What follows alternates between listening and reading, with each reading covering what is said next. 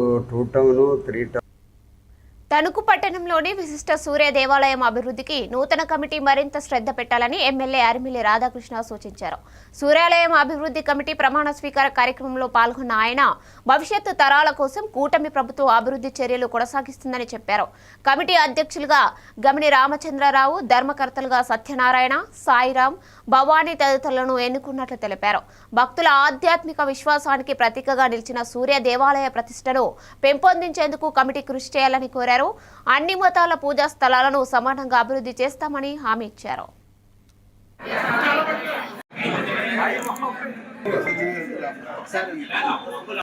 ప్రసిద్ధి చెందినటువంటి దేవాలయం రథసప్తమికి ప్రత్యేకమైనటువంటి కార్యక్రమాలు నిర్వహిస్తూ ఇక్కడ ఎంతో మంది భక్తుల మనోభావాలకి నిలువుటద్దంగా నిలుస్తున్నటువంటి దేవాలయాన్ని అన్ని విధాలుగాను గత 10 సంవత్సరాలుగాను కూడా 30 సంవత్సరాలు 40 సంవత్సరాలు అవుతుంది దేవాలయాన్ని స్థాపించి.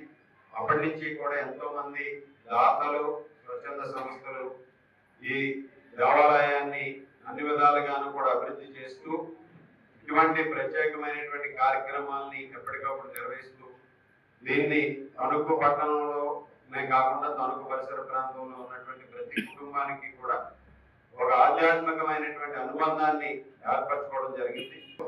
ఈ కమిటీని నియమించుకొని ఆ కమిటీకి అధ్యక్షుడిగా మన గమిని రామచంద్రరావు గారు అలియాస్ రాము గారిని, మా తెలుగుదేశం పార్టీకి వైశ్య కమ్యూనిటీ నుంచి ఇప్పుడు కూడా రాంబాబులే అచ్చు వస్తుంది.